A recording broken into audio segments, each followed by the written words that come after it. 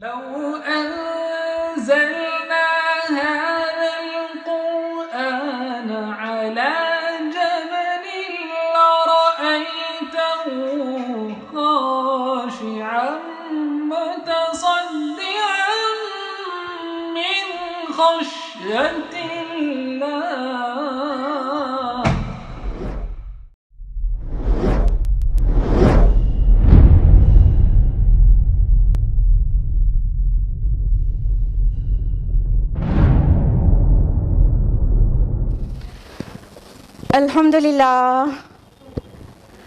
الحمدللہ رب العالمین والصلاة والسلام علی رسولہ الکریم وعلی آلہ واصحابہ اجمعین اما بعد واعوذ باللہ من الشیطان الرجیم بسم اللہ الرحمن الرحیم یا ایھا الناس قد جاءتکم موعظۃ من ربکم وشفاء لما فی الصدور وہدی ورحمۃ للمؤمنین. بسم اللہ الرحمن الرحیم رب اشرح لی صدری ویسر لی امری واحلل عقدۃ من لسانی یفقہوا قولی. میری عزیز سامعات، درس قرآن مجید میں آپ سب کا خیر مقدم ہے. السلام علیکم ورحمۃ اللہ وبرکاتہ. کیسے ہیں آپ سبھی لوگ؟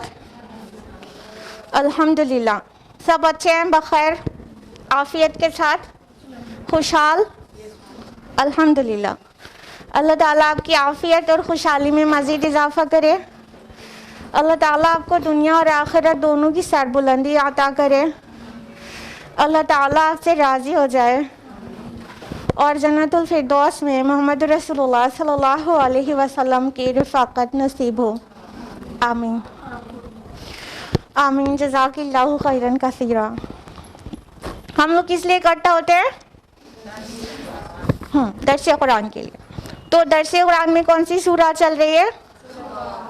سورہ طٰہٰ.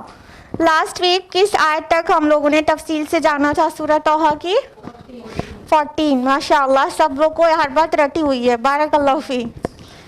تو ہم لوگ اس سے پہلے کہ آیت نمبر 15 پہ جائیں کیا کرتے ہیں؟ ریویژن کرتے ہیں.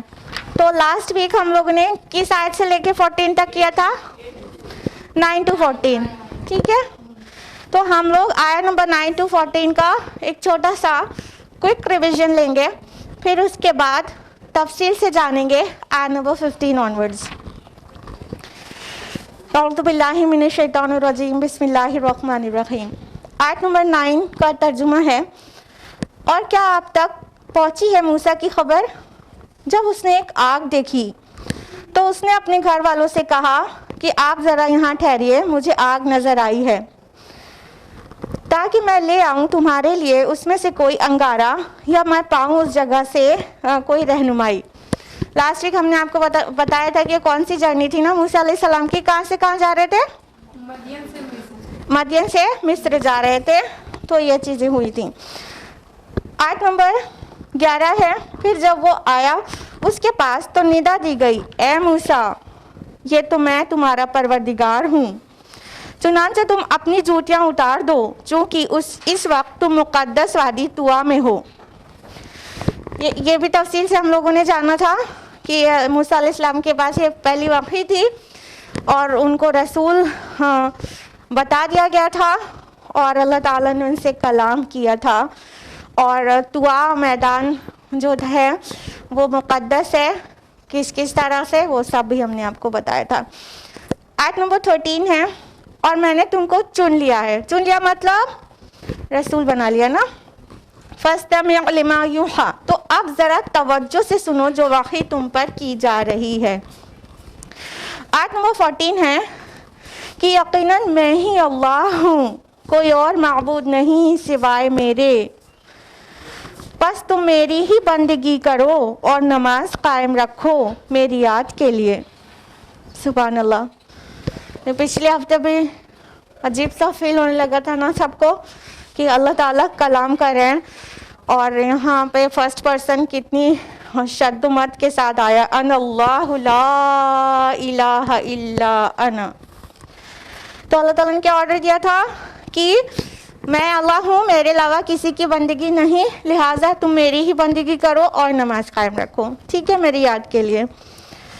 تو یہیں تک ہم لوگ نے آیت نمبر 14 تک کیا تھا، اور ہم نے آپ کو لاسٹ ویک بہت تفصیل سے بتایا تھا کہ اللہ کی یاد کے لیے صلاح قائم کرنے کا مطلب کیا ہوتا ہے، اور اللہ کی یاد دل میں بنائے رکھنا اتنا ضروری کیوں ہوتا ہے مومن کے لیے، اور صلاح کس طرح سے اللہ تعالیٰ کی یاد دلاتی ہے ہم کو.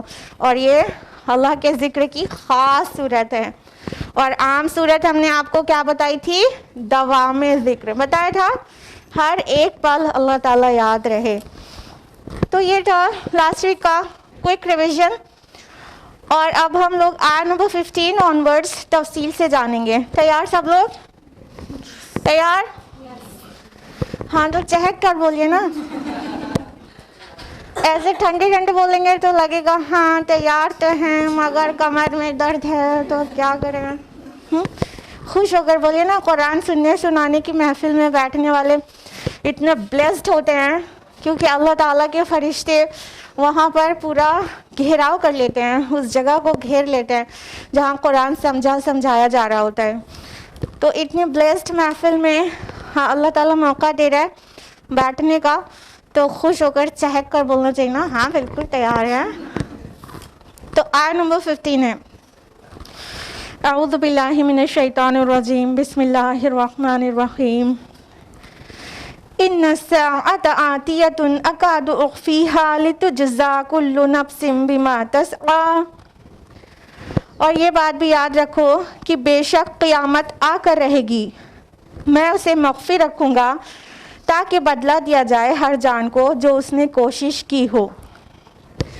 یہ اللہ سبحانہ و تعالیٰ کا کلام کنٹینیوڈ ہے.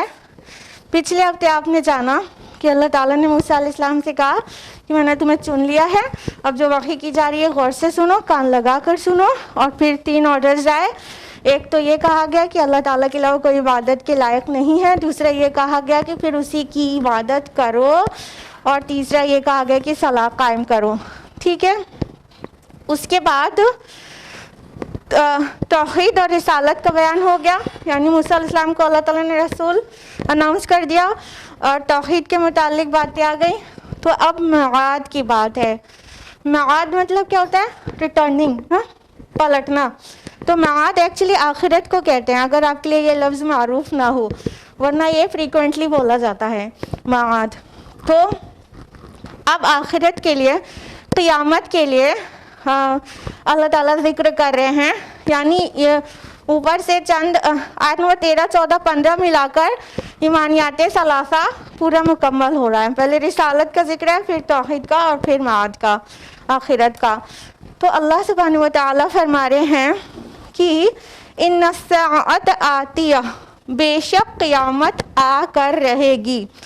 آتیہ لفظ آیا ہے جس میں تاکید ہے، جس کا ترجمہ یہ نہیں ہوگا کہ قیامت آئے گی. اس کا ترجمہ اردو زبان میں ایسے ہوگا کہ قیامت آ کر رہے گی، بالضرور آئے گی اور لازماً آئے گی. یہ ترجمہ ہوگا اس کا صحیح. تو اللہ سبحانہ و تعالیٰ فرما رہے ہیں کہ یاد رکھو قیامت آ کر رہے گی اور میں اسے مخفی رکھوں گا تاکہ جس کو ہر جان کو اس کا بدلہ دیا جا سکے جو اس نے کوشش کی ہو.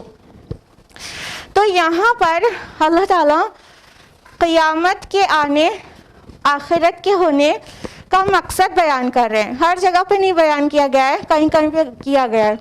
تو یہاں پہ وہ مقصد قیامت ایک دم صاف نظر آتا ہے. وہ کیا ہے کہ ہر اس جان کو، ہر اس نفس کو، ہر اس انسان کو اس کا کیے کا بدلہ مل سکے جو اس نے کیا ہے. Point to be noted here is that کہ ایک تو انسان کو وہی ملے گا جو اس نے کیا ہے. یہ علیحدہ پوائنٹ ہے. یعنی انسان نے جو عمل خود کیا ہے اس کا ہی بدلہ اسے ملے گا. باپ کی وجہ سے بیٹا گلٹی نہیں ہوگا اور بیٹے کی وجہ سے باپ کو قصوروار نہیں ٹھہرایا جائے گا. اور اوریجن آف سن کا جو کانسیپٹ ہے عیسائیت میں، اسلام اس کی تردید کرتا ہے کہ کسی نے گناہ کیا ہو تو اس کی سزا کسی اور کو ملے. جیسا کہ کرسچینٹی میں بلیو کیا جاتا ہے کہ مسیح علیہ السلام سب کے گناہوں کی وجہ سے سولی پر چڑھ گئے. اسلام اس کی بہت سختی سے تردید کرتا ہے کہ کوئی کسی کے گناہ کی وجہ سے سزا نہیں پائے گا. ہر شخص کو وہ ملے گا جو اس نے کیا ہے. ٹھیک ہے, کسی کے دادا نے گناہ کیا ہو تو پوتا نہیں بھگتے گا. تو ایک تو یہ پوائنٹ بہت دھیان رکھیے کہ اللہ تعالیٰ فرما رہے ہیں کہ ہر اس جان کو اس کا بدلہ ملے گا جس کی اس نے کوشش کی ہوگی. اور یہ بدلہ صرف سزا نہیں ہے, ظاہر بات ہے, ریوارڈ بھی ہے. جس کی اس نے خود کوشش کی ہوگی اس کا ریوارڈ ملے گا. ایسے نہیں کہ کوئی مرنے والا مر گیا اور پورا کا پورا مدرسہ خرید لیا پیسہ دے کر اور اسے قرآن خوانی پر قرآن خوانی کرا کر اس کو بہت ڈھیر سارا اجر پہنچا دیا گیا.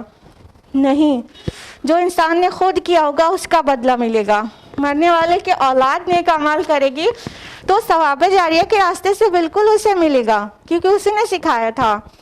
لیکن پورے مدرسے کو کیش دے کر 500 روپے کا نوٹ پکڑا کر اور ان کے قرآن پڑھنے کا ثواب جو ابھی فوت شدہ ہیں اس کو پہنچا دیا جائے, اس کی سخت تردید ہو رہی ہے یہاں پر کہ ہر اس جان کو وہ ملے گا جو اس نے کوشش کی ہوگی. دوسری بات اسی آیت کے فقرے میں یہ واضح ہو رہی ہے کہ قیامت کا یہی مقصد ہے تاکہ ججمنٹ ہو سکے. دنیا میں ہم دیکھتے ہیں کہ چاہے جتنا جوڈیشری ہو ہمارے پاس, لیکن ججمنٹ 100% صحیح ہو پائے ایسا نہیں ہوتا. اور چھوٹی چھوٹی بات تو کرائم بھی نہیں ہوتی اور اس کا ججمنٹ جوڈیشری کے پاس عدالتوں میں جاتا بھی نہیں ہے. ٹھیک ہے, اور جو جاتا بھی ہے اس کے لیے ثبوت اور گواہ کی ضرورت ہوتی ہے جو پیسے سے بھی خریدے جا سکتے ہیں. تو ججمنٹ صحیح والا عدالتوں میں مل جائے ایسا بالکل بھی ضروری نہیں ہے. اور پھر بات ہندوستان کی ہو جو اندھیر نگری ہے آلموسٹ, تو پھر کیا ہی کہنے. ٹھیک ہے, تو اللہ تعالیٰ نے قیامت کا دن اس لیے رکھا ہے تاکہ سب کے ساتھ ججمنٹ ہو سکے, صحیح جسٹس ہو سکے, اور اس کا ریوارڈ یا پنشمنٹ دونوں ہی چیز. وہ نیکی اس نے کیا ہے تو بہت سارے ریوارڈز کا مستحق ہے تو اسے ریوارڈ کی شکل میں جنت ملے, اور اگر اس نے بہت گناہ کیا ہے تو اس کا بدلہ اس کو جہنم میں ملے. ٹھیک ہے, اللہ تعالیٰ نہیں چاہتا کہ بندوں کو جہنم میں ٹھوس دے, لیکن اس نے یہاں جو فری ول دی ہے, عمل کی آزادی دی ہے, اس کا الٹیمیٹ آؤٹ کم تو یہ ہونے والا ہے کہ جو مان لے گا رب و رسول کی وہ جنت میں جائے گا, اور جو کسی طرح نہیں مانے گا بس وہی جہنم میں جائے گا. تو اللہ سبحانہ و تعالیٰ بہت واضح کر رہے ہیں کہ قیامت آ کر رہے گی اور قیامت پر یقین ہونا چاہیے, نہ کہ خالی ایمان لانا چاہیے. ایمان اور یقین دو الگ الگ ڈگریز ہیں, آپ لوگوں کو پتہ ہے؟ ہاں, ایمان لوور ڈگری کی چیز ہے اور یقین اس سے بھی ہائر ڈگری کی چیز ہے. سورہ بقرہ کی آیت نمبر 4 میں آپ لوگ پڑھتے ہیں نا, وَبِالْآخِرَةِ هُمْ يُوقِنُونَ, جو آخرت پر یقین رکھنے والے ہیں. تو آخرت پر یقین رکھنے کی ضرورت ہے, خالی ایمان لانے کی نہیں. ایمان لانے کا کیا مطلب ہوتا ہے؟ مان لینا. ٹھیک ہے, ایمان لانا مطلب کوئی کچھ پیش کر رہا ہے اس کی تصدیق کر دے. ٹھیک, ایمان کی جو ڈیفینیشن ہے وہ یہ ہے, تصدیق بما جاء بہ النبی صلی اللہ علیہ وسلم. رسول اللہ صلی اللہ علیہ وسلم جو کچھ لے کر آئے اس کی تصدیق کرنا. تو جب کوئی بات پیش کی جائے اس کو مان لیا جائے, یہ ایمان لانا کہلاتا ہے. ٹھیک ہے, اینڈ یقین از سم تھنگ ڈفرینٹ. یقین کیا ہے کہ دل کی گہرائی سے پورے احساس و شعور کے ساتھ اس پر پکا والا بلیو کیا جائے, وہ یقین کہلاتا ہے. تو ایکچولی آخرت پر یقین درکار ہے, خالی ایمان لانے سے کام نہیں چلے گا. مان لیا کہ ہاں مرنے کے بعد پھر سے جی کر اٹھنا ہے اور حساب و کتاب ہونا, مان لیا. خالی مان لینے سے کام نہیں چلے گا, یقین کی ضرورت ہے, یقین کی. مان لینے والے تو اور بھی بہت ہیں. جو چیز کبھی دکھتی نہیں وہ چیزوں کو ماننے والے بھی بہت موجود ہیں. ڈو یو نو کنفیوشس کو جانتے ہیں؟ چائنیز فلاسفر تھا, فیمس ہے نام اس کا. کنفیوشس کا نام سنا ہوگا, چائنیز فلاسفر. وہ کیا کہتا ہے؟ There is nothing more real that what cannot be seen, and there is nothing more certain that what cannot be heard. جو چیز آنکھوں سے دکھائی نہ دے اس سے زیادہ یقینی چیز کوئی نہیں, اس سے زیادہ حقیقی چیز کوئی نہیں. اور جو چیز کانوں سے سنائی نہ دے اس سے زیادہ یقینی چیز کوئی نہیں. تو یہاں تک تو فلاسفرز بھی پہنچ گئے کہ there is something hidden جو ہماری آنکھوں سے نہیں دکھتا, کانوں سے نہیں سنائی دیتا, کچھ ہے, مخفی بھی ہے. یہاں تک تو فلاسفرز بھی پہنچ گئے. مومن سے کیا درکار ہے؟ وہ اس بات پہ یقین رکھے کہ غیب میں کافی کچھ ہے اور ڈے آف ججمنٹ ہے اور اللہ تعالیٰ اس دن حساب و کتاب لے گا. تو قیامت آ کر رہے گی, ایسے زوردار طریقے سے بولا جا رہا ہے, ان الساعۃ آتیہ, بے شک قیامت آ کر رہے گی, ضرور آئے گی, ضرور بالضرور آئے گی, آ کر رہنے والی ہے. تو اس کی تیاری بھی درکار ہے. مائی ڈیئر سسٹرز, تیاری تبھی ہوگی جب یقین کی حد تک ایمان ہوگا آخرت پر. لیکن مسلم امہ کی میجورٹی آپ دیکھ لیجئے, قیامت پر, آخرت پر ایمان بس زبانی والا ایمان ہے, اقرار باللسان کے لیول پر, اور تصدیق بالقلب نہ ہونے کی وجہ سے اعمال اتنے خراب ہیں. کیونکہ ایمان بالآخرہ ہی وہ شے ہے جو ہمارے اور آپ کے اعمال کو درست کرنے میں سب سے زیادہ مؤثر ہے, ہاں کہ نہیں؟ جب ہمیں یاد رہے گا کہ ہمیں جو کچھ بول رہے ہیں اس کا حساب دینا ہے, جو کچھ کر رہے ہیں اس کا حساب دینا ہے, تو غلط بولیں گے, غلط کریں گے. لیکن جب ہم بھولے رہیں گے, یقین کے درجے میں ہمارا ایمان نہیں رہے گا, ہم کو دکھائی نہیں دے گی آخرت. یقین جس کو ہوتا ہے اس کو دکھائی دیتی ہے. اب ان آنکھوں سے نہیں دکھائی دیتی مگر صاف دکھائی دیتی ہے. ان آنکھوں کے علاوہ بھی تو ویژن ہوتا ہے نا, فورسائٹ بھی تو ہوتی ہے نا, تو فورسائٹ سے دکھائی دیتی ہے. تو جب ہمارے پاس فورسائٹ نہیں ہوگی, یقین نہیں ہوگا, بصیرت نہیں ہوگی, تو کیا ہوگا کہ ہم غلط کام کریں گے, یاد نہیں آئے گا حساب دینا ہے. تو یہی ڈفرینس ہے ایمان اور یقین میں. تو قیامت کے لیے جتنی زوردار طریقے سے اللہ تعالیٰ نے قرآن حکیم میں خبر دی ہے, اس سے پتہ چلتا ہے کہ یقین کرنا درکار ہے, نہیں تو بہت نقصان میں چلے جائیں گے, اللہ نہ کرے. آیت نمبر 16 ہے, فَلَا يَصُدَّنَّكَ عَنْهَا مَن لَّا يُؤْمِنُ بِهَا وَاتَّبَعَ هَوَاهُ فَتَرْضَىٰ. تو دیکھنا کہیں تمہیں اس سے روگرداں نہ کر دے کوئی ایسا شخص جو اس پر ایمان نہیں رکھتا اور جو اپنی خواہشات کی پیروی کرتا ہے. اگر ایسا ہوا تو تم ہلاک ہو جاؤ گے. اب اللہ سبحانہ و تعالیٰ موسیٰ علیہ السلام سے آگے فرما رہے ہیں کہ دیکھو تم کو اس سے انہا, اس سے روگرداں نہ کر دے کوئی ایسا شخص جو اس پر بیہا, اس پر نہیں ایمان رکھتا اور جو اپنی خواہشات کی پیروی کرتا ہے. اب دیکھیے یہاں پہ دو ضمیریں آئی ہیں, انہا میں ہا کی ضمیر اور بیہا میں ہا کی ضمیر. ضمیر میں پروناؤن ہوتا ہے, ٹھیک ہے. تو دو ضمیریں آئی ہیں. ایک تو ہم لوگ یہ مان سکتے ہیں کہ دونوں ضمیریں جو ہیں, جو پروناؤنز ہیں, وہ اس کے جسٹ پہلے والی جو آیت ہے وہ کیا ہے, قیامت کے متعلق, ساعہ کے متعلق. یہ دونوں ضمیریں نا فیمینن جینڈر میں ہیں, ٹھیک ہے. ہا ہے, اگر میسکلن ہوتا تو ہو ہوتا.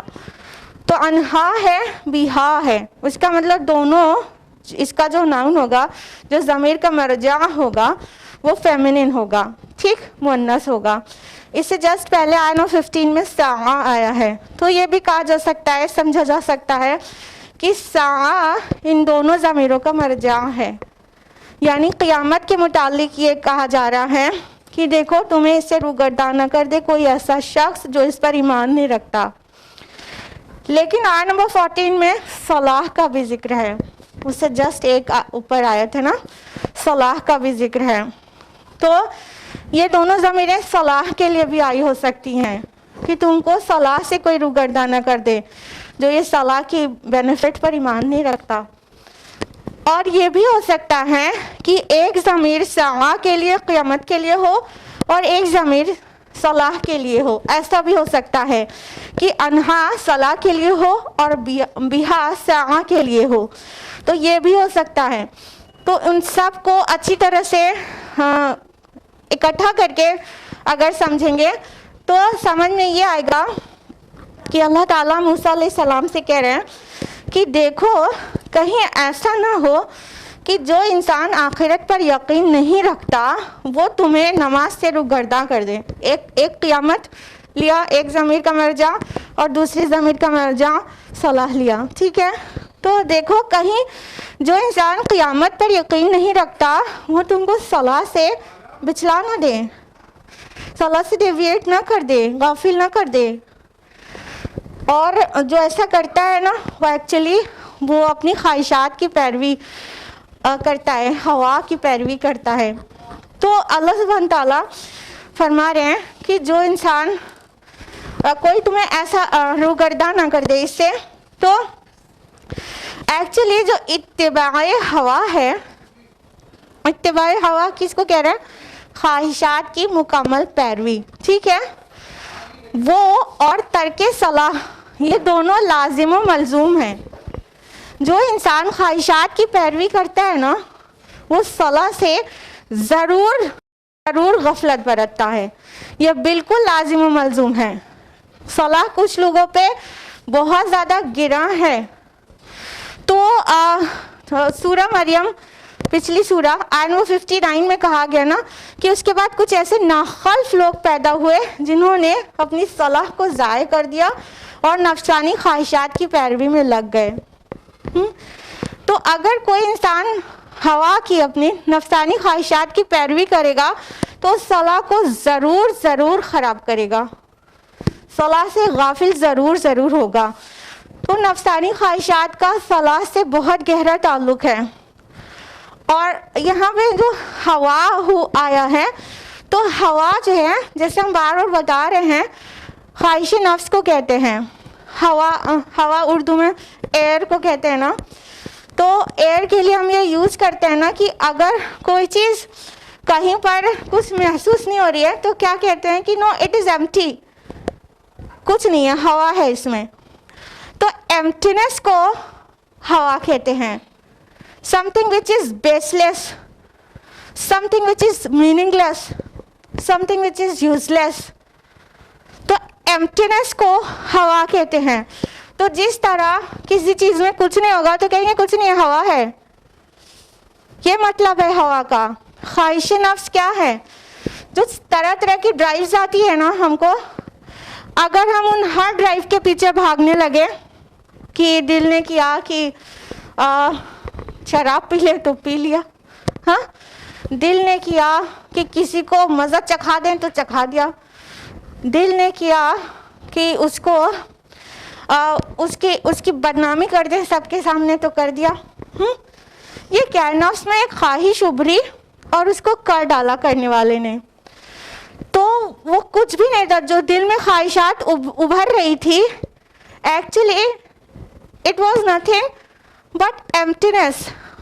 کچھ تھا نہیں اس کے اندر، اس کی کوئی سالڈ حقیقت نہیں تھی، بس وہ ایسے بلبلے کی طرح اوپر آئی تھی اور کرنے والے نے کر ڈالا.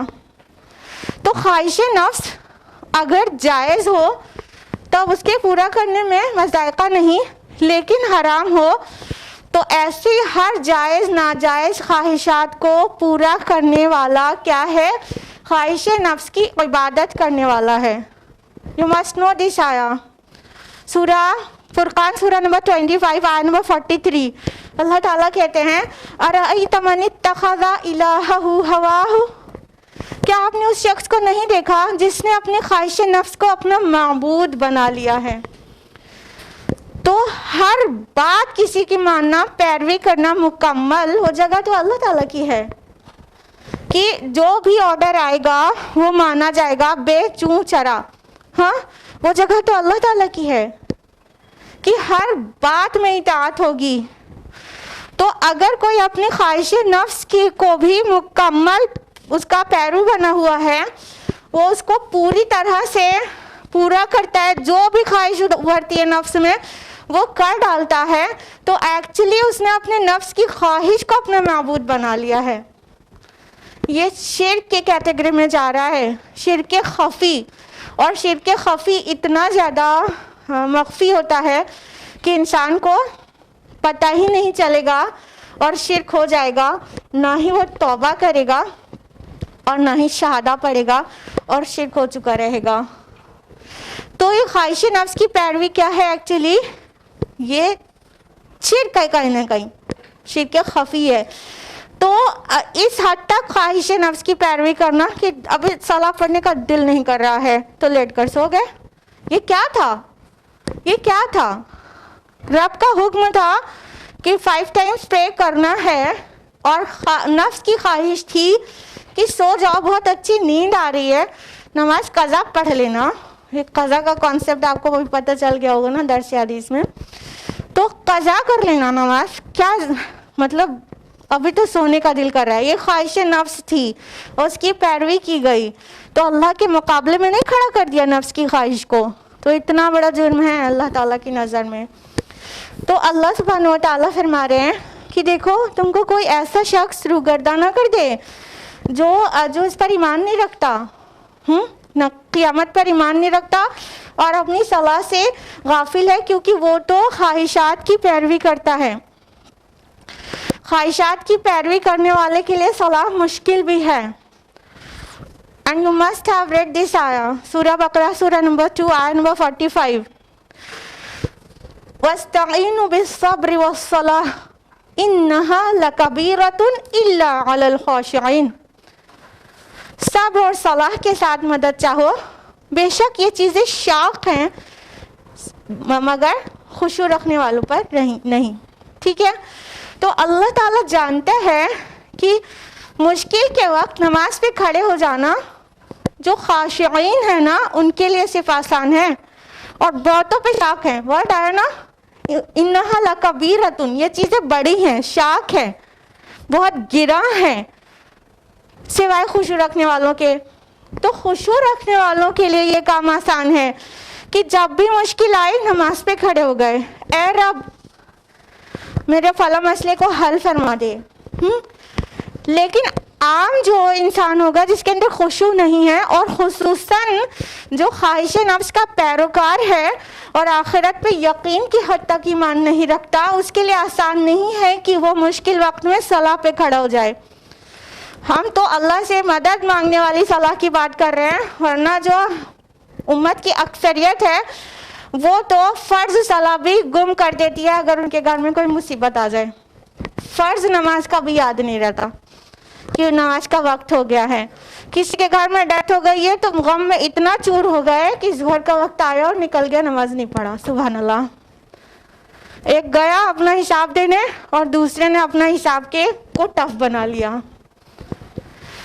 تو اللہ تعالیٰ کہہ رہے ہیں جو خواہش نفس کا پیرو ہوتا ہے نا وہ صلاح سے خود بھی ڈیویٹڈ ہوتا ہے اور دوسروں کو بھی نہ کر دے. یہاں پہ ایک نقطہ اور نوٹ کیجئے کہ اللہ تعالیٰ یہ بات موسیٰ علیہ السلام سے کہہ رہے ہیں. سبحان اللہ. لاسٹ ویک ہم نے آپ کے سامنے ایک لفظ استعمال کیا تھا موسیٰ علیہ السلام کے لیے کہ بڑے لاڈلا رسول تھا نا. سوچو اللہ تعالیٰ کے منصف مزاجی کو سمجھو کہ اللہ تعالیٰ اتنا جسٹ ہے کہ اپنے لاڈلے رسول, اپنے پیارے رسول سے یہ کہہ رہا ہے کہ یہ تم کو ڈیویٹ کوئی نہ کر دے, اگر تم نے ایسا کیا تو تم ہلاک ہو جاؤ گے. یعنی اللہ کا انصاف اس درجے کا ہے کہ ایسا ہوا نہیں, موسیٰ علیہ السلام کو کسی نے بات سے ڈیویٹ نہیں کر دیا, نہ کسی رسول کو کر دیا, لیکن انداز بیان دیکھیے کہ جو سب سے بیلوڈ ہے اس دور کا رسول ہے, وہ ابھی اللہ تعالیٰ نے اس کو ڈکلیئر کیا ہے کہ میں نے تم کو چن لیا ہے, میں نے تم کو اختیار کر لیا ہے. وَأَنَا اخْتَرْتُكَ, अभी अभी रसूल चुना और अभी अभी कह रहे अगर तुमने ऐसा किया तो तुम हलाक हो जाओगे। एक तरफ मोहब्बत और अज़मत और दूसरी तरफ वार्निंग भी उसी को। सुभान अल्लाह, इंसाफ अल्लाह ताला का बेलाग है।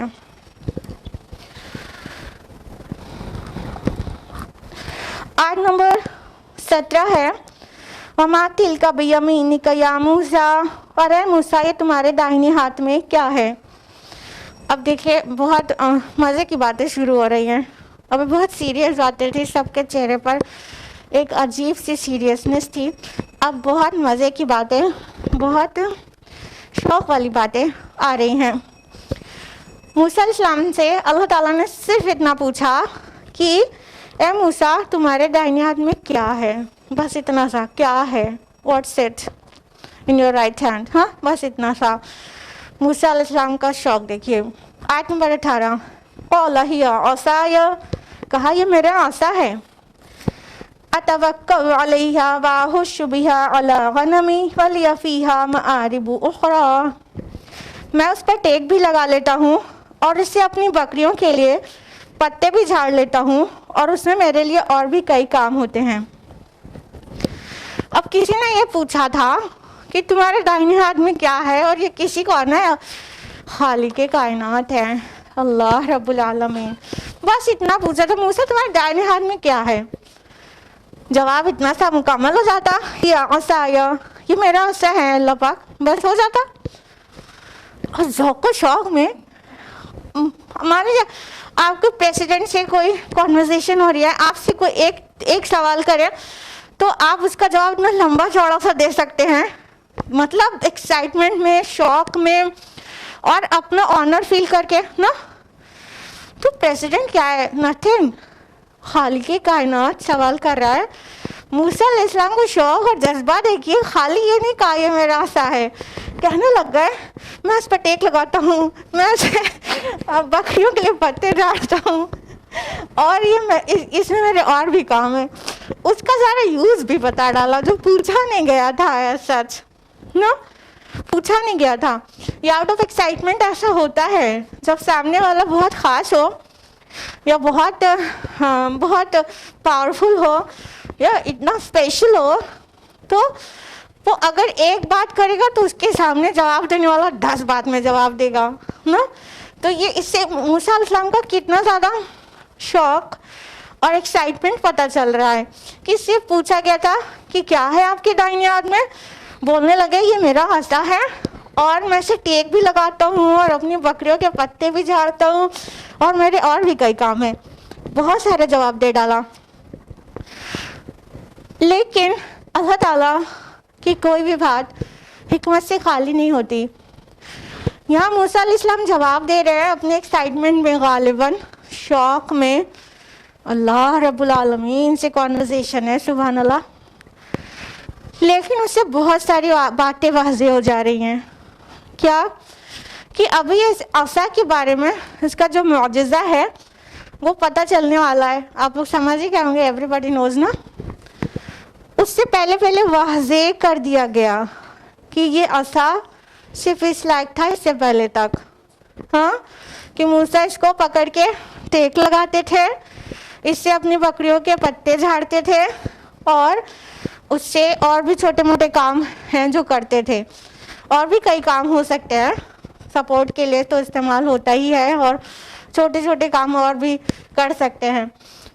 तो कहीं पर आराम कर रहे हैं तो टेक लगा दिया, उसके ऊपर अपना कपड़ा डाल दिया और भी बहुत सारे दीगर छोटे छोटे काम। तो वाज़ेह कर दिया गया कि ये आसा इटसेल्फ मिरेकुलस नहीं था, ये तो सिर्फ एक स्टाफ था, ये सिर्फ एक स्टिक थी, ये अपने आप में मिरेकुलस नहीं था। मूसा अलैहिस्सलाम एक जनरल जैसे कोई स्टिक हो सकती है, स्टाफ हो सकता है, उसको इस्तेमाल कर रहे थे उससे पहले, उसमें कुछ नहीं था। अभी जो मुअजिज़ा बताया जाएगा उससे पता चलेगा कि वो अल्लाह ताला का डाला हुआ था। उसके पहले से उसमें ऐसी कोई क्वालिटी नहीं पाई जा रही थी। और मूसा अलैहिस्सलाम के दुनिया से जाने के बाद اس میں کوئی کوالٹی نہیں پائی جا رہی ہے. کلیم کرتے ہیں کہ ان کے پاس ہے جوس, تو وہ آج بھی ہو اگر, تو اس میں ابھی کوئی ایسے میراکولس سائن نہیں ظاہر ہو سکتے ہیں. وہ اللہ تعالیٰ کے ڈالے ہوئے تھے, ٹھیک ہے. تو موسیٰ علیہ السلام نے تو کہا اپنے ذوق و شوق میں, لیکن واضح ہو گیا کہ یہ صرف اتنا سا تھا, یہ صرف ایک لکڑی تھی, ایک سٹاف تھا اور کچھ بھی نہیں. قال القیہا یا موسیٰ, فرمایا اے موسیٰ اس کو ذرا پھینکو تو صحیح. فَأَلْقَاهَا فَإِذَا هِيَ حَيَّةٌ تَسْعَىٰ, تو انہوں نے اسے پھینک دیا تو وہ دفعتاً ایک سانپ بن گیا دوڑتا ہوا. تو اللہ سبحانہ تعالیٰ نے عصائے موسیٰ کے متعلق فرمایا کہ ٹھیک ہے موسیٰ اس کو پھینکو, اس کو ڈالو, جسٹ تھرو اٹ. جیسے ہی موسیٰ علیہ السلام نے اس کو ڈالا تو وہ کیا ہو گیا, حیہ, بڑا سا اسنیک بن گیا. تسعیٰ, دوڑتا ہوا, وہ چلتا ہوا. ایسا نہیں کہ اسنیک بن گیا اور خالی اس کی پکچر اسنیک کی تھی اور تو دوڑ نہیں سکتا تھا.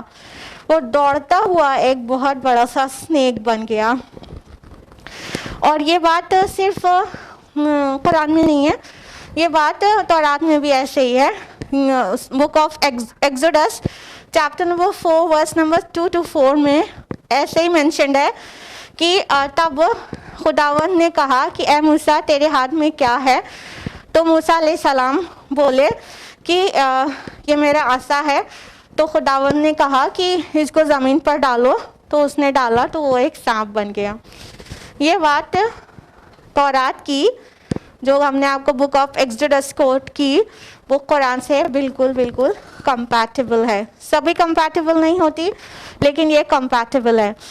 دھیان رہے کہ مصر میں سانپ کو دیوتا سمجھا جاتا تھا, ٹھیک ہے.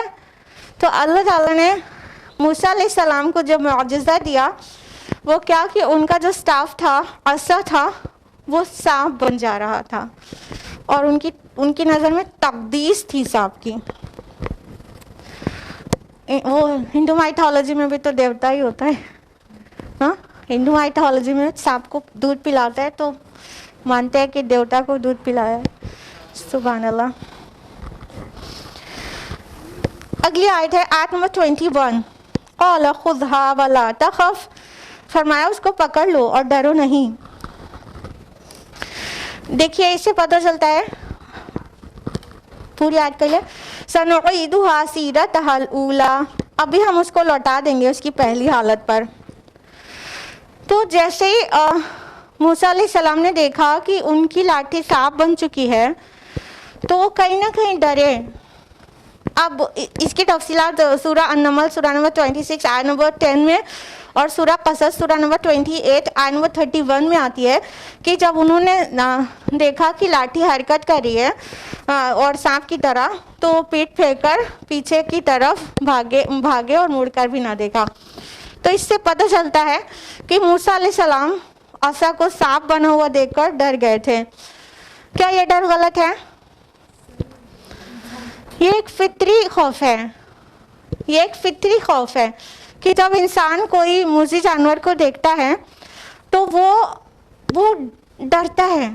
اپنی جان کو محفوظ کرنا یہ فطرت میں ودیت کیا گیا ہے کہ جب انسان جان کا خطرہ دیکھے تو فوراً اسکیپ کرے وہاں سے, یا تو ایٹ لیسٹ اس سے مقابلہ کرے.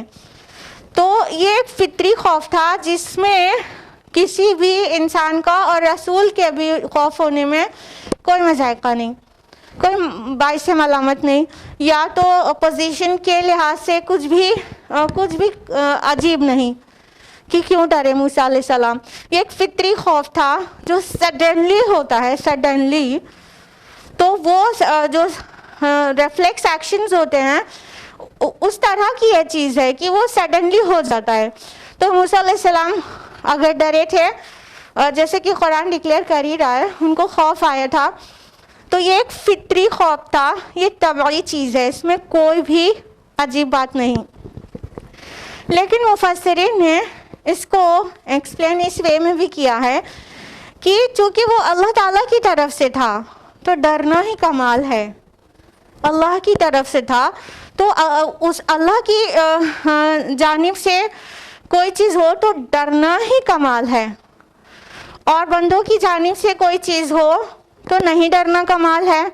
جیسا کہ ابراہیم علیہ السلام آگ کو دیکھ کر نہیں ڈرے تھے، ٹھیک ہے، اس میں وہ کود گئے تھے تو وہ نہیں ڈرے تھے، اور اس میں نہ ڈرنا کمال ہے، اور اللہ کی جانب سے کچھ ہو تو ڈرنا کمال ہے. حالانکہ دیکھا جائے تو ابراہیم علیہ السلام کو آگ کے لیے جو کہا گیا تھا وہ ایک سڈن چیز نہیں تھی، وہ ایک پلانڈ چیز تھی، اور اللہ پر توکل کریں اور نہیں ڈریں تو یہ بہت سوٹیبل بات ہے. لیکن یہ ایک سڈن چیز تھی جو موسیٰ علیہ السلام کے ساتھ ہوئی تھی. اچانک ان کا عصا سانپ بن گیا تھا، اور سانپ فوراً ہی ڈس لیتا ہے اگر اپنے آپ کو بچانے کا انسان اہتمام نہ کرے تو وہ جان لے سکتا ہے. تو وہ ایک سڈن چیز تھی، تو ڈرنا کچھ عجیب بات نہیں ہے. یہ بات تورات میں book of Exodus chapter number 4 verse number 3 میں ایز اٹ از مینشنڈ ہے آلموسٹ سملر وے میں، کہ موسیٰ علیہ السلام کا جو عصا سانپ بن گیا تھا اور موسیٰ اسے ہچکچائے، اور اللہ تعالیٰ نے کہا کہ ڈرو نہیں، ہم اسے پہلے جیسا کر دیں گے. آیت نمبر 22 ہے وَاضْمُمْ يَدَكَ إِلَىٰ جَنَاحِكَ تَخْرُجْ بَيْضَاءَ مِنْ غَيْرِ سُوءٍ آیَةً أُخْرَىٰ، اور ذرا اپنا ہاتھ ملاؤ اپنی بغل کے ساتھ، وہ نکلے گا چمکتا ہوا بغیر کسی بیماری کے. یہ دوسری نشانی ہے. اب یہاں پر اللہ سبحانہ و تعالیٰ فرما رہے ہیں کہ اے موسیٰ اپنا ہاتھ اپنی بغل کے ساتھ ملاؤ اور وہ چمکتا ہوا نکلے گا، اور بغیر کسی عیب کے، بغیر کسی بیماری کے. یہ کون سا معجزہ ہے؟ کون سا ہے؟ ید بیضا. بیضا انیس ہوتا ہے وائٹ، ٹھیک ہے، ید بیضا ہاتھ کا اتنا چمکیلا ہو جانا کہ ایک دم سفید دکھائی دینا. تو یہ ایک تو عصا موسیٰ ایک بہت بڑا جو میجر سائن تھا موسیٰ علیہ السلام کو دیا گیا تھا، اور دوسرا ید بیضا ہاتھ کا چمکیلا ہو جانا. یہ ایک میجر سائن تھا جو موسیٰ علیہ السلام کو دیا گیا تھا اس سے پہلے ہی کہ وہ فرعون کے سامنے جا کے دعوت دیں. لیکن تورات نے اپنے رسولوں کو بھی نہیں چھوڑا ہے اور ان کی شان کے خلاف چیزیں لکھ دی ہیں. اللہ تعالیٰ یہاں پر کہہ رہے ہیں من غیر سوء، بغیر کسی سو کے، بغیر کسی برائی کے، بغیر کسی کمی کے، نقص کے، بغیر کسی بیماری کے. یعنی یہ جو ید بیضا تھا، ہاتھ کا چمکنا، یہ کسی بیماری کی وجہ سے نہیں تھا. تورات میں کیا لکھا ہوا ہے؟ Do you know? Book of Exodus chapter number 4 verse number 6 میں لکھا ہوا ہے then the Lord said put your hand inside your cloak, O Moses. So Moses put his hand inside the cloak, and when he took it out, the skin was leprous. It had become as white as snow. ان لوگ نے لکھ دیا ہے کہ جب موسیٰ علیہ السلام سے کہا گیا اللہ تعالیٰ کی طرف سے کہ اپنا ہاتھ اپنے کلوک اپنے چادر میں اندر لو، یعنی بغل میں لو، تو انہوں نے اپنا ہاتھ اندر ڈالا اور جب باہر نکالا تو ان کا ہاتھ سفید تھا برس کی وجہ سے. اٹ واز لیپرس، لیپریسی کی وجہ سے، کوڑ کا جو مرض ہوتا ہے، کوڑ کی وجہ سے ہاتھ سفید ہو چکا تھا اور سنو کی طرح، برف کی طرح دکھ رہا تھا. سبحان اللہ. یہ ایک عیب لگا دیا گیا موسیٰ علیہ السلام پر. موسیٰ علیہ السلام واز ناٹ لیپرس، اور یہ جو سائن تھا وہ کوڑ نہیں تھا. اللہ تعالیٰ نے واضح کر دیا، قرآن حکیم نے اس کو کلیئر کر دیا کہ وہ کوڑ کی وجہ سے نہیں تھا، وہ لیپریسی کی وجہ سے نہیں تھا، بلکہ وہ اللہ تعالیٰ کا ایک سائن تھا. جب موسیٰ علیہ السلام اندر ڈال کے باہر نکالتے اور جب وہ اس معجزہ دکھانے کا وقت ہوتا تو اس وقت وہ سفید ہو جاتا تھا اور اتنا زیادہ چمکیلا ہو جاتا تھا، لیکن بغیر کسی ڈیزیز کے. کوئی بیماری نہیں تھی موسیٰ علیہ السلام کو. لیکن تورات نے اپنے نبیوں کو نہیں چھوڑا. इनफैक्ट मूसा अलैहिस्सलाम को भी नहीं छोड़ा। ऐसी सिफातें लिख दी हैं जो अंबिया के शायान शान नहीं है। तो इस तरह से उसमें बीमारी है तो कुरान ने क्लियर कर दिया कोई बीमारी नहीं थी मूसा अलैहिस्सलाम को, वो बिल्कुल हेल्दी थे, बगैर किसी सू के उनका हाथ सफ़ेद था। ये एक मुआजिज़ा था। आया ना आयतन उखरा, ये दूसरी निशानी थी। और अगली आयत में है लिनुरियका मिन आयातिनल कुबरा, ताकि हम अपनी बड़ी निशानियों में से कुछ निशानियां तुम्हें दिखाएं। यानी ये बड़ी निशानी थी, मेजर साइन था, मूसा अलैहिस्सलाम को दिया गया था कि अल्लाह ताला अपनी बड़ी निशानियों को साथ उनको भेजे फिरऔन के सामने। अब आपने कभी गौर किया इस बात पर कि जितने भी रसूलों के मुतालिक मुअज्जिज़ात का जिक्र है कुरान हकीम में, वो कुफ़ार की तरफ से डिमांड किए जाते थे। ध्यान रहे, देखिए कौम समूद ने जब सालेह अलैहिस्सलाम से कहा था कि हम चाहते तुम्हारे लिए एक गाभिन ऊँटनी बरामद कर दो चट्टान से, तो अल्लाह ताला ने वो नाक़तुल्लाह एक मुअज्जिज़ा दिया था। तो रसूलुल्लाह सल्लल्लाहु अलैहि वसल्लम से भी बहुत सारे मुअज्जिज़ात की डिमांड की गई थी, हालांकि उनकी ऐसे हिस्से मुअज्जिज़े की डिमांड पूरी नहीं की गई अल्लाह ताला की तरफ से। तो बहुत सारे रसूलों के लिए मुअज्जिज़े की डिमांड आती कुफ़ार की तरफ से कि हमें पहले तुम साबित करो कि अल्लाह के रसूल हो, हमें ये और ये मुअज्जिज़ा दिखाओ। कभी तो बिल्कुल स्पेसिफाई करके मुअज्जिज़ा मांगा जाता, जैसा कि हमने बताया कि सालेह अलैहिस्सलाम की कौम ने समूद ने स्पेसिफिक मुअज्जिज़ा मांगा था। और ईसा अलैहिस्सलाम के लोगों ने उनसे दस्तरखान मांगा था ना आसमान से उतारो। तो बहुत सारे रसूलों में तो हम लोग देखते हैं कि जिनसे एड्रेस है रसूल का, उस कौम ने मुअज्जिज़े की डिमांड की तो अल्लाह ताला ने मुअज्जिज़ा रसूल को अता किया। यहाँ पे गौर करते हैं आप लोग कि मूसा अलैहिस्सलाम को जो मुअज्जिज़ा दिया गया है, जो मेजर साइन है, असाए मूसा और यद बैज़ा, ये दोनों मेजर साइंस बिना डिमांड के पहले ही से दे दिया गया ना। अब गौर किया, अभी तक नहीं किया था, नहीं किया था, अब किया ना। तो एक्चुअली ऐसा ही हुआ था कि मूसा अलैहिस्सलाम के कौम की तरफ से या तो आले फिरौन की तरफ से मुअज्जिज़े की डिमांड के बगैर मुअज्जिज़ा दे दिया गया था। उसकी हिकमत यही समझ में आती है, अव्वल तो ये कि अल्लाह ताला के हर एक काम में लामहदूद लातादाद हिकमत और मशीयतें होती हैं जिसका इंसानी जहन इहाता नहीं कर सकता, लेकिन थोड़ी दूर तक जहन ले जाओ तो कुछ ना कुछ समझ में आता ही है। तो उससे ये समझ में ये आता है कि फिरौन इतना बड़ा जालिम बादशाह था। अगली आयत में आ जा रहा है ना कि इज़हब इला फिरऔन इन्नहु तग़ा, अब तुम जाओ फिरौन की तरफ, वो बड़ा सरकश हो गया है, वो बहुत बड़ा जालिम है, वो ट्रांसग्रेसर है, वो बागी है। तो इतने बड़े बागी के सामने जाके दावत देना था जो बहुत जालिम, बहुत सरकश, बहुत ज़्यादा ट्रांसग्रेसर था।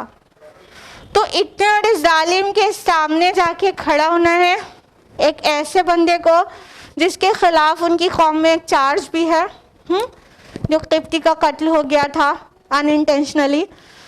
तो अल्लाह ताला ने पहले से मूसा अलैहिस्सलाम को इतना स्ट्रॉन्ग इनफ बना दिया था कि फिरौन के सामने आराम से खड़े होके दावत पहुँचाएँ और वो सरकश कुछ ना बिगाड़ सके। जब क्लियर साइन होता है तो इंसान थोड़ा सा दबता ही है।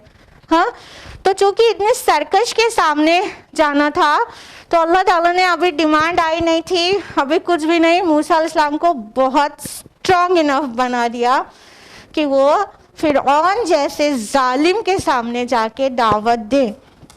तो इसलिए बिना डिमांड के टाइम से पहले, डिमांड से पहले ही, टाइम से पहले करना तो बहुत बड़ी हिमाकत होगी, सही टाइम वही था। डिमांड से पहले अल्लाह ताला ने मूसा अलैहिस्सलाम को 2 मेजर साइंस के साथ भेजा था, ठीक है, ताकि वो ठहरे, रुके, सोचना पड़े और कोई इक़दाम ना करने पाए अल्लाह के रसूल के साथ, ठीक है। तो अगली आयत भी आप समझ ही गए कि अल्लाह ताला ने फरमाया कि अब जाओ फिरौन के पास, वो बड़ा सरकश हो रहा है। फिरौन مصر کے جو حاکم ہوتے تھے بادشاہ, ان کا لقب ہوا کرتا تھا. فرعون اس بادشاہ کا نام نہیں تھا. جس فرعون کے گود میں موسیٰ علیہ السلام پلے بڑھے ہیں وہ اس کا فادر تھا. جس فرعون کے سامنے جا کے دعوت دی ہے اس کا فادر تھا. تو فرعون یا جمع ہے فراعنہ. فراعنہ مصر کے جو بادشاہ ہوتے تھے ان کا لقب ہوتا تھا. جب یوسف علیہ السلام مصر پہنچے تھے تو اس وقت فراعنہ کی حکومت نہیں تھی, اس وقت چرواہے بادشاہ ہوا کرتے تھے. اور جب موسیٰ علیہ السلام مبعوث ہوئے ہیں اس وقت فراعنہ کی حکومت تھی.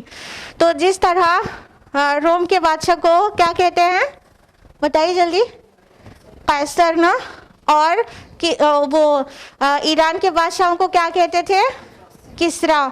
تو اس طرح یہ بھی لقب ہے فرعون, نہ کہ اس کا کسی پرٹیکولر بادشاہ کا نام تھا, یہ لقب ہے.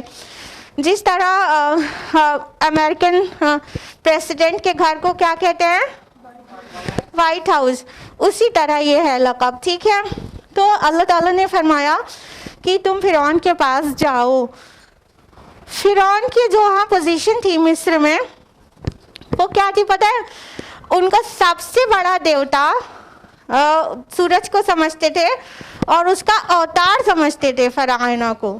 جو فرعون ہوتا وہاں کا بادشاہ وہ سوریہ دیوتا کا اوتار ہوتا. جیسے ہندوازم میں جو فلسفی ہے اینتھروپومورفزم, ٹھیک ہے, جس کا مطلب ہوتا ہے کہ God takes human form to guide humanity نا. تو اوتار واد میں بلیو کرتے ہیں نا ہندوز, اوتار واد.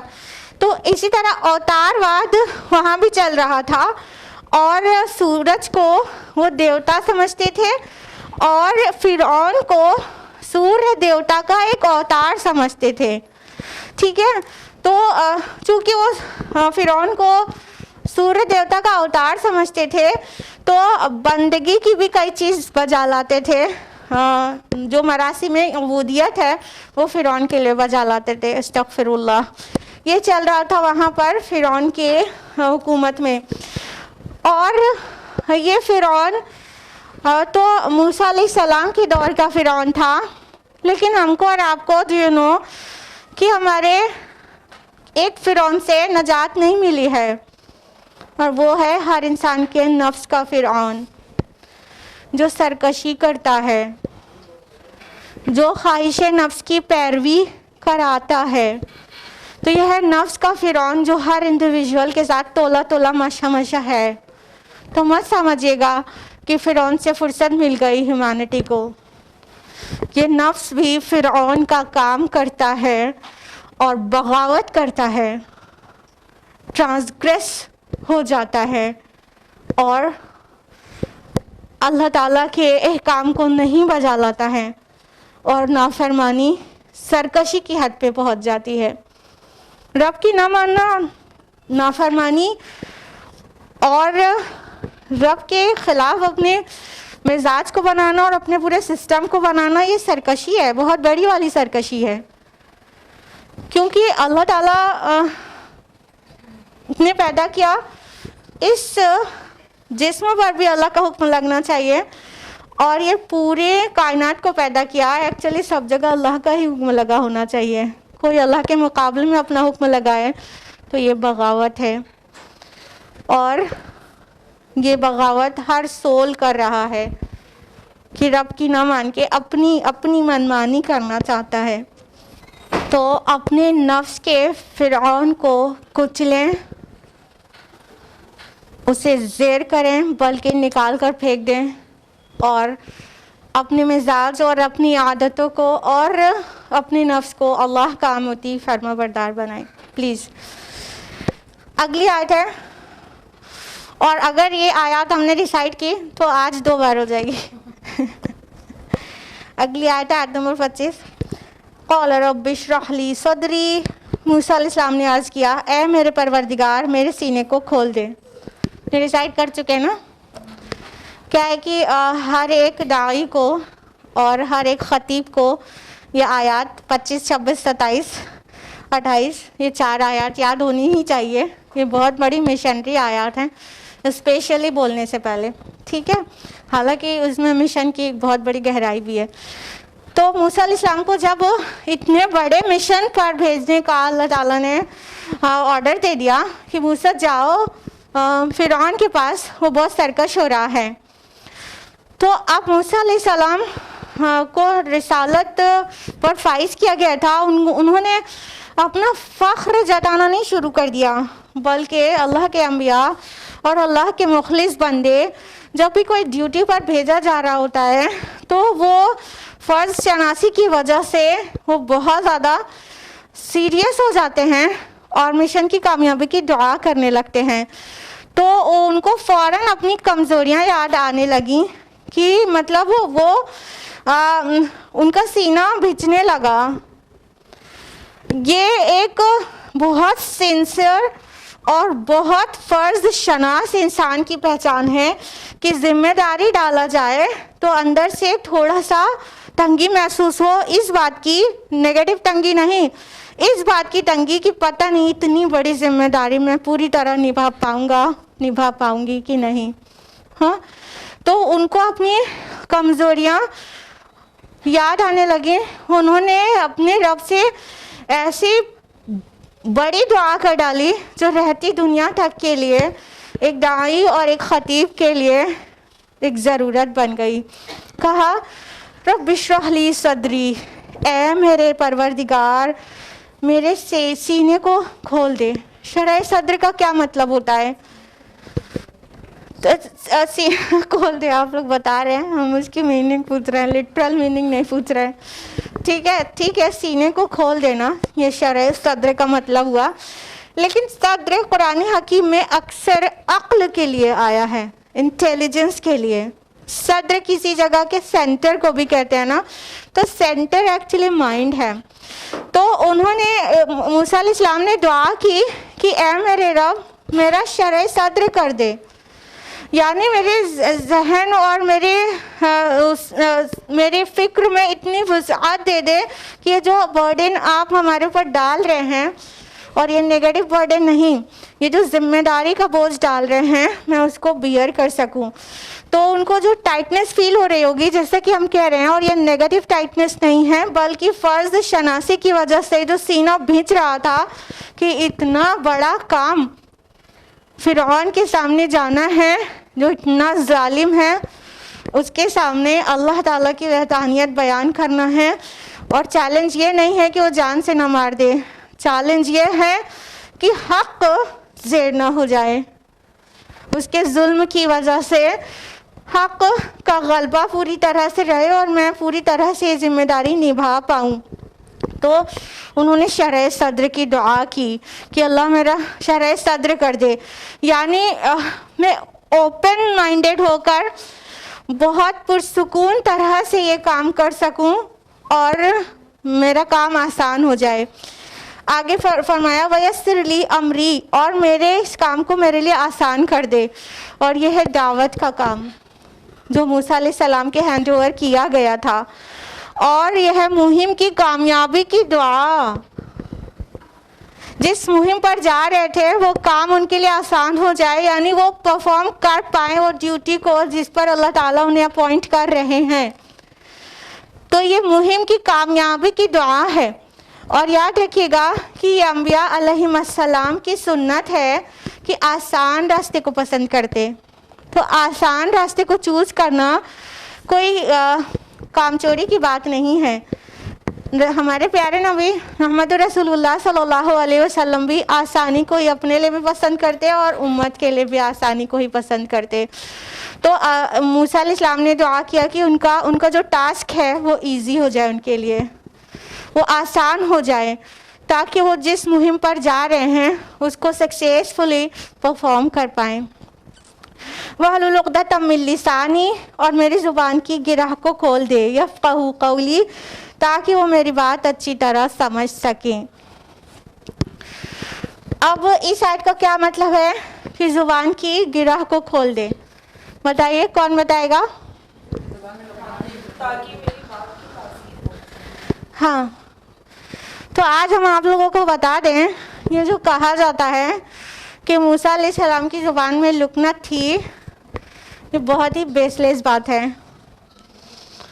آج پتہ چل جائے گا آپ لوگوں کو. یہ انتہائی بیس لیس بات ہے کہ کہا گیا کہ موسیٰ علیہ السلام کی زبان میں لکنت تھی، اس لیے انہوں نے دعا کی وَاحْلُلْ عُقْدَةً مِّن لِّسَانِي کہ اے رب میری زبان کی گرہوں کو کھول دے. Because he was a اسٹیمرر. کسی نبی کے اندر اتنی موٹی سی خامی کو ماننا یہ نہ ہی عقل کے سے مطابقت رکھتا ہے، نہ ہی قرآن کو پوری طرح سے پڑھو تو کہیں سے بھی اس کا ثبوت ملتا ہے کہ ایکچولی ان کی زبان میں لکنت تھی. یہ آپ کو جو ملا ہے وہ تالمود سے ملا ہے. ایکچولی یہ اسرائیلی روایات میں ہے. یہ بات کہ ان کی زبان میں لکنت تھی یہ تورات میں بھی ہے اور اس کی پوری سٹوری تالمود میں ہے. تورات میں book of Exodus chapter number 4 verse number 10 میں لکھا ہوا ہے کہ موسیٰ علیہ السلام کہتے ہیں کہ ان کی زبان میں لکنت ہے، ان کی زبان کی گرہ کھول دے کیونکہ ان کی زبان میں لکنت ہے.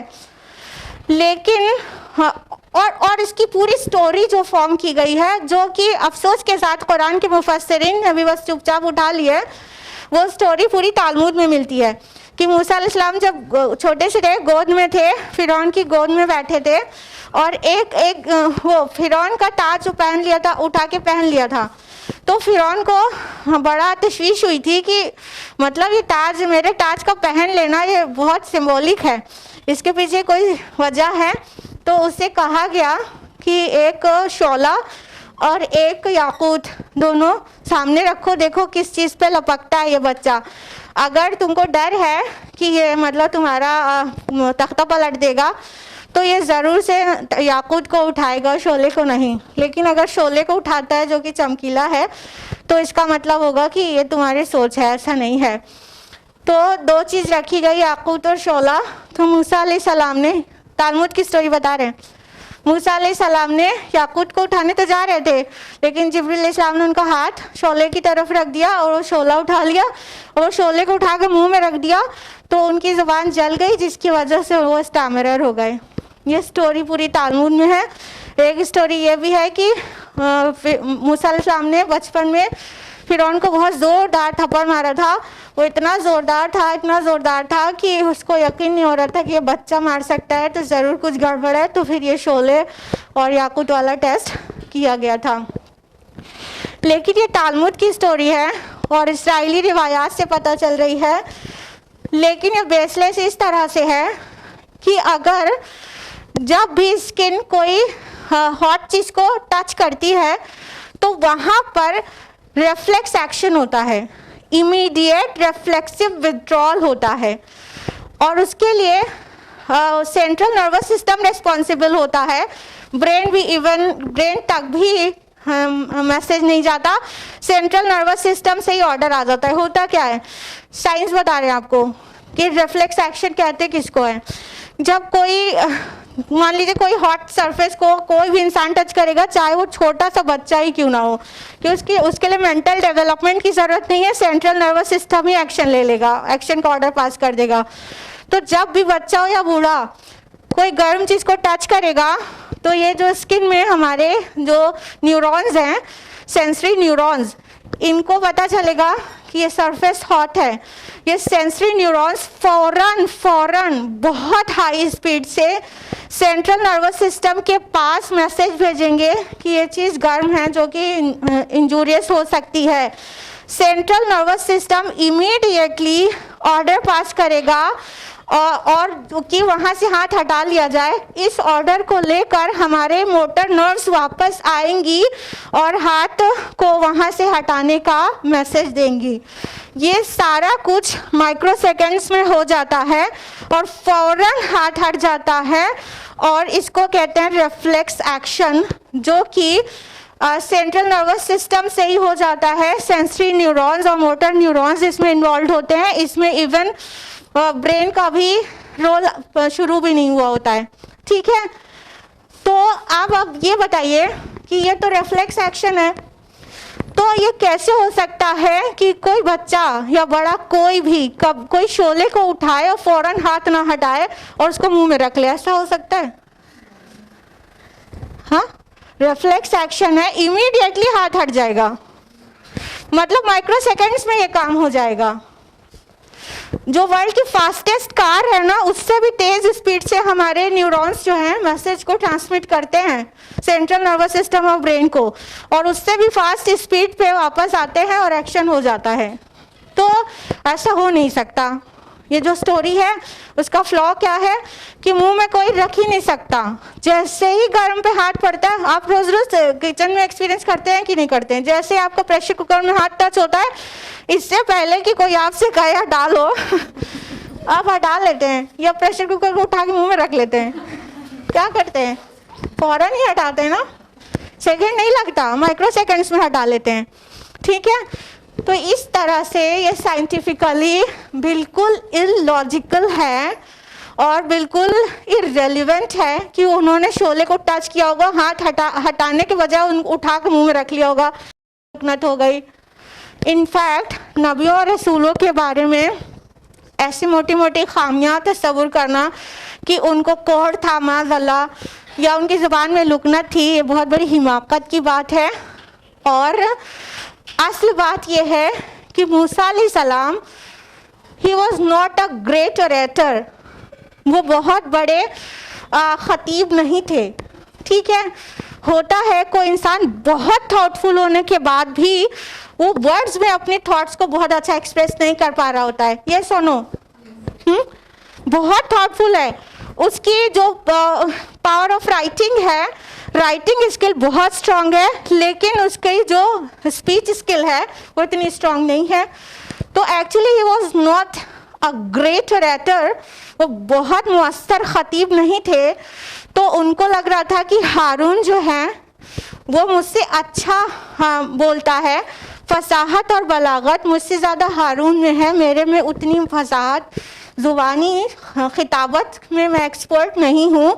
उन्होंने दुआ कर डाली, मेरे ज़ुबान की गिरह को खोल दे, मतलब ताकि मैं मुअस्सर बोल सकूं।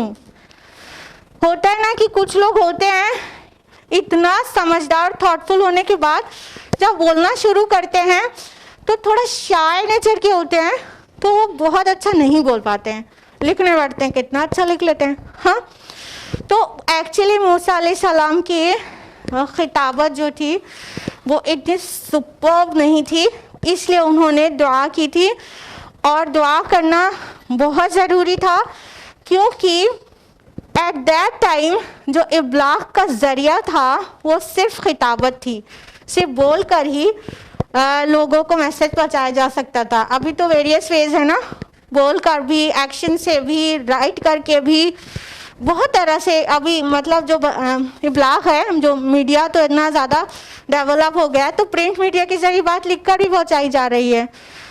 तो जब प्रेस तो था नहीं था, तो बात बोलकर ही पहुंचाई जानी थी।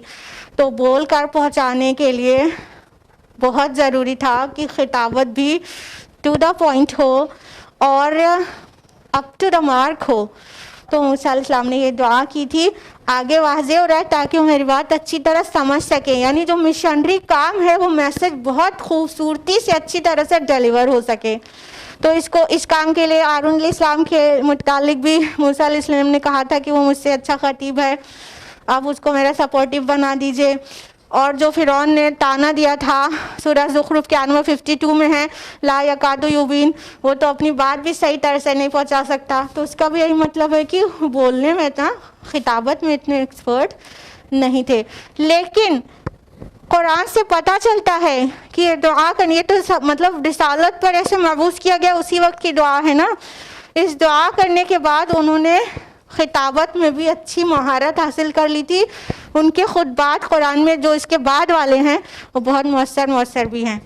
ठीक है, तो इसलिए ये दुआ सबको करना चाहिए, और उम्मीद है आज आपकी गलतफहमी दूर हो गई होगी कि आप अपने प्यारे रसूल के मुतालिक ऐसी बात सोचें कि लुकनत थी उनकी ज़ुबान में। मूसा अलैहिस्सलाम की ज़ुबान में लुकनत नहीं थी, अल्हम्दुलिल्लाह। और हर एक रसूल को अल्लाह ताला ने बहुत खूबसूरत, आला पर्सनालिटी का मालिक और खामियों से, मोटी मोटी खामियों से एकदम पाक रखा है। ऐसा किसी रसूल को नहीं बनाया کہ کوئی اس کا مذاق بنائے۔ آج کے لیے اتنا ہی۔ اللہ تبارک تعالیٰ ہم سب کو قرآن مجید پڑھنے، سمجھنے، عمل کرنے، غور و فکر کرنے اور دوسروں تک پہنچانے کی توفیق عطا فرمائے، آمین۔ وآخر دعوانا ان الحمد للہ رب العالمین، والسلام علیکم ورحمۃ اللہ وبرکاتہ۔